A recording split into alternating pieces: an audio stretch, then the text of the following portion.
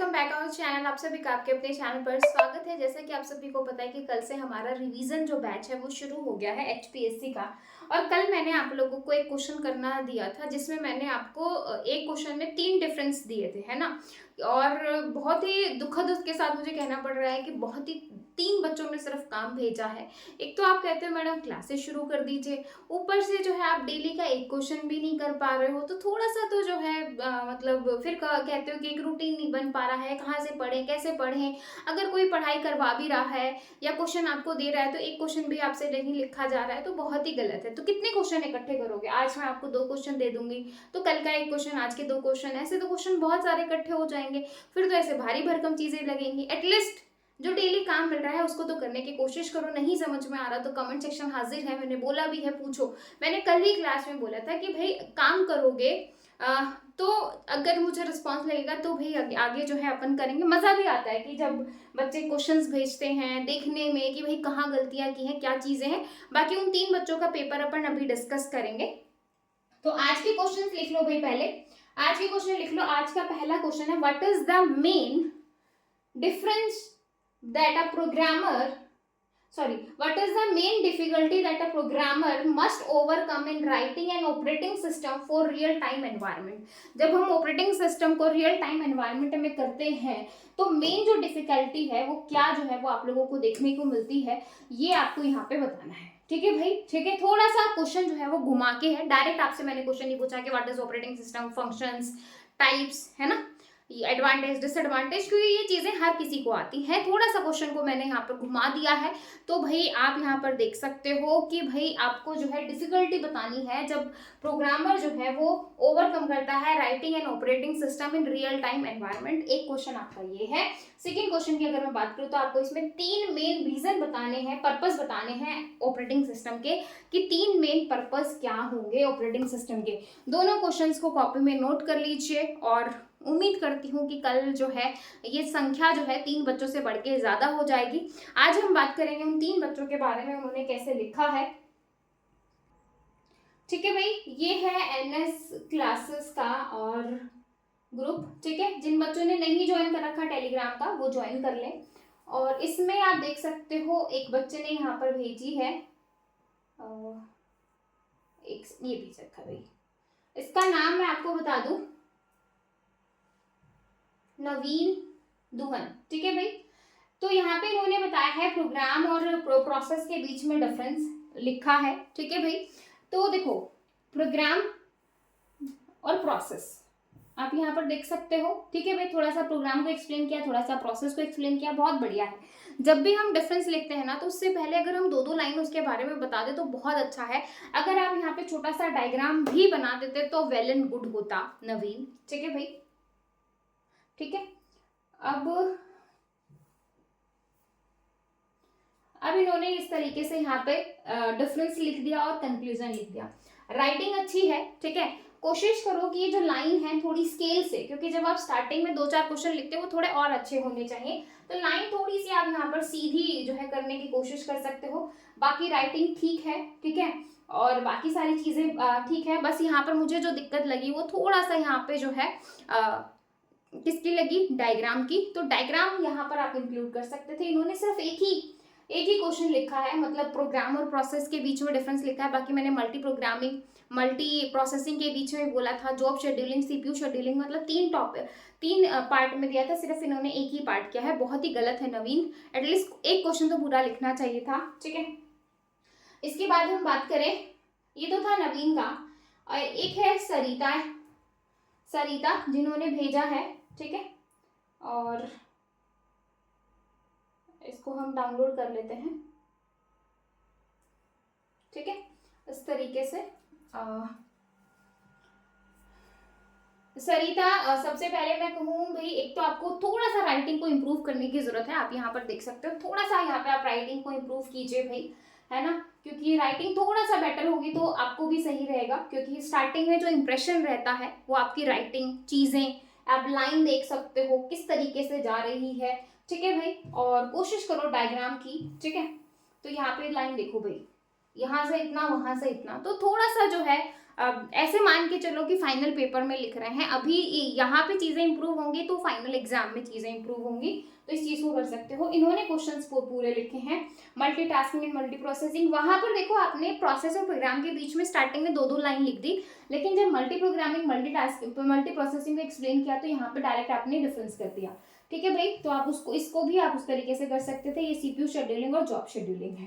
ठीक है भाई, इन्होंने पूरा लिखा है। बस एक तो इस तरीके से कटिंग नहीं होनी चाहिए, ठीक है। राइटिंग थोड़ी सी इंप्रूव कीजिए, लाइन को थोड़ा सा कोशिश करो कि सीधी चलाओ, है ना। स्टार्टिंग में ही फर्स्ट क्वेश्चन में आप इस तरीके से तिरछी फिरछी लाइन कर दोगे तो बहुत ही गलत इंप्रेशन पड़ेगा भाई। और कोशिश करो जो है डायग्राम इंक्लूड करने की। ठीक है भाई सरिता, आई होप आप अंडरस्टैंड करोगे। ठीक है, और ये है सरिता का। और इसके बाद एक बच्चे दीक्षा ने भी भेजा है भाई, यहाँ पर देख सकते हो। राइटिंग इनकी काफी अच्छी है, राइटिंग अच्छी है, लाइन भी बिल्कुल परफेक्ट है। ठीक है भाई, तो प्रोसेस और प्रोग्राम के बीच में यहाँ पे इन्होंने डिफरेंस लिखा है। और एक सेकेंड, बाकी क्यों नहीं आ रहा है भाई, डाउनलोड करना पड़ेगा क्या कुछ इस तरीके से, देख लेते हैं एक बार। ठीक है, बाकी राइटिंग अच्छी थी, ये चीजें अच्छी थी। थोड़ा सा मेरे ख्याल से यहाँ पे डाउनलोड की वो आ रही है, अभी वो वाली पीडीएफ तो ओपन हो गई थी, ये वाली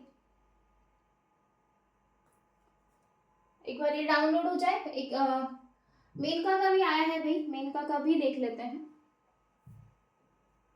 ठीक है, डायरेक्ट आप इस तरीके से भेज सकते हो डाउनलोड करके, मैं यहाँ पे आपको दिखा दूँ। तो ये है मेनका का। ठीक है, और इन्होंने पहले क्वेश्चंस लिखा है, बहुत अच्छा है। ठीक है, और मेनका राइटिंग अच्छी है। ठीक है, और इस तरीके से मत करो मेनका, है ना, इस तरीके से मत करो, थोड़ा सा हाईलाइट के लिए आप वो ले सकते हो, लेकिन इस तरीके से मत करो।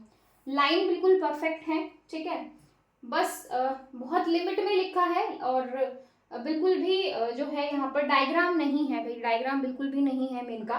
कोशिश करो कि एटलीस्ट एक छोटा छोटा डायग्राम। और जब भी डिफरेंस की अगर हम बात करते हैं, अगर आपको 5 नंबर का डिफरेंस आ रहा है तो कोशिश करो कि एक लाइन प्रोसेस, एक लाइन प्रोग्राम, और थोड़ा सा स्टार्टिंग में ही उनका एक डायग्राम बना दो, और उसके बाद लाइन खींच के डिफरेंस लिखना शुरू करो। बहुत ही ज्यादा इंप्रेसिव लगता है। मतलब आप स्टार्टिंग में तो बहुत ही अच्छे से क्वेश्चन अटेम्प्ट करना भाई, ताकि एग्जामिनर के ऊपर एक अच्छा जो है इंप्रेशन लगना चाहिए। क्योंकि आपने भी देखा होगा कि जो दिखता है वो बिकता है, यानी कि आप भी अगर किसी स्कूल में लगे हुए हो या कहीं पर भी कुछ काम कर रहे हो, तो मतलब स्टार्टिंग में हम देखते हैं कि बच्चे ने किस तरीके से चीजें कर रखी हैं, क्या चीजें हैं, है ना। तो ये सारी चीजें बहुत मैटर करती हैं। ठीक है, तो ये सब सही है, 4-4 पॉइंट लिखे हैं, बस डायग्राम मिसिंग है यहाँ पर। ठीक है, यहाँ पर आपने मल्टी प्रोग्रामिंग मल्टी प्रोसेसिंग में आपने डायग्राम किया है, ये चीजें मत करो भाई। ठीक है, और क्वेश्चन थर्ड, यहाँ पर भी डायग्राम मिसिंग है। कटिंग है, कटिंग कोशिश करो कि अवॉइड करो जितना आप कोशिश कर सकते हो। ठीक है, और उसके साथ ही भाई डायग्राम और स्टार्टिंग में थोड़ा थोड़ा लिखना। हाँ, अगर ये चीज 2.5 नंबर में आ रही है ना, तो फिर आप डायरेक्ट इस तरीके से डिफरेंस लिख सकते हो। अदरवाइज जो है कोशिश करो कि एक एक लाइन आप स्टार्टिंग में थोड़ा सा एक्सप्लेन कर दो, देन आप शुरू करो, है ना, तो थोड़ा सा ज्यादा जो है वो अच्छा रहेगा। पर वो डिपेंड करता है कि डिफरेंस 2 नंबर में पूछा है या 5 नंबर में पूछा है। ठीक है, 5 नंबर में पूछा है तो डेफिनेटली आप लिखोगे, 2 नंबर में पूछा है तो डायरेक्ट आप इस तरीके से डिफरेंस करके 3 या 4 पॉइंट लिख दोगे। ठीक है भाई, लेकिन फिर भी कोशिश करना कि डायग्राम वहां पे इंक्लूड होना चाहिए, ताकि एग्जामिनर को लगे कि बच्चे को पॉइंट्स बहुत अच्छे से आते हैं। ठीक है, तो यहाँ पर आपने देखा सिर्फ 4 बच्चों का है, और एक बार देख लेते हैं कि सरिता का ओपन हो गया है कि नहीं हुआ है। हाँ जी, ये हो गई है भाई इनकी पीडीएफ ओपन। अरे यार, तो क्यों नहीं जा रही। ठीक है, तो इस तरीके से यहाँ पर आप देख सकते हो प्रोग्राम एंड प्रोसेस के बीच में इन्होंने पॉइंट्स काफी जो है एक्सप्लेन कर दिए हैं। ठीक है, अरे यार, ठीक है, 10-10 पॉइंट, 9-9 पॉइंट यहाँ पे एक्सप्लेन किए हैं। Difference between job scheduling and CPU scheduling.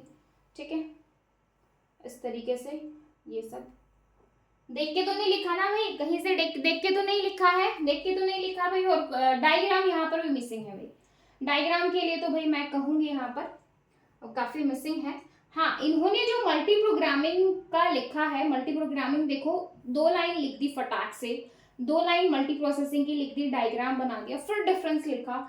बहुत ही अच्छा, बहुत ही अच्छा भाई। मतलब इन्होंने ये जो थर्ड पॉइंट यहाँ पे एक्सप्लेन किया है ना, मुझे ये सबसे अच्छा लगा। मतलब जो जो 4 बच्चों की मैंने कॉपी देखी है उनमें सबसे अच्छा आप यहाँ पर देख सकते हो खुद भी कि मल्टी प्रोग्रामिंग एंड मल्टीटास्किंग की बात हो रही है।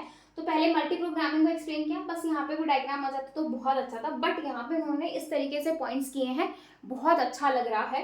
ठीक है भाई, और थोड़ा एक एक लाइन एडवांटेज और डिसएडवांटेज बता दी, मतलब मजा आ गया, एग्जामिनर भी देख के खुश हो जाएगा। ठीक है, फिर ये आपका मल्टी प्रोसेसिंग हो गया, और उसके बाद जो है उनके बीच में डिफरेंस कर दिया। तो भाई ये जो यहाँ पर पॉइंट ये जो यहाँ पर डिफरेंस लिखा है, ये मुझे सबसे अच्छा, आप बोल सकते हो कि सबसे अच्छा मुझे ये डिफरेंस लगा है।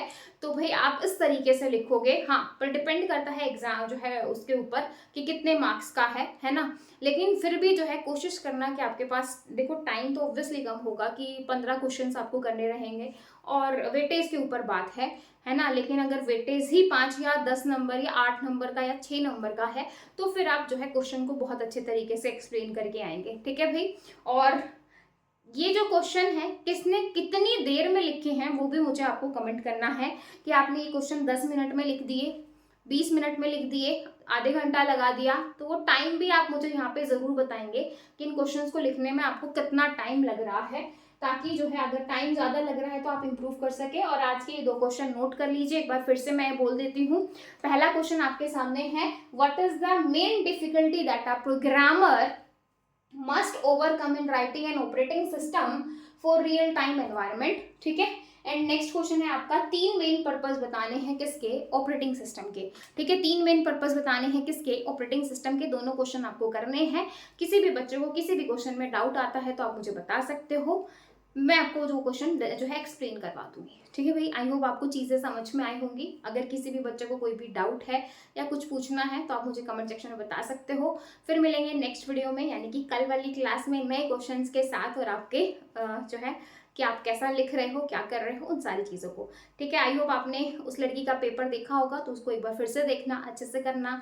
ठीक है, और इम्प्रूव करना चीज़ों को। ठीक है, bye bye, take care, thank you.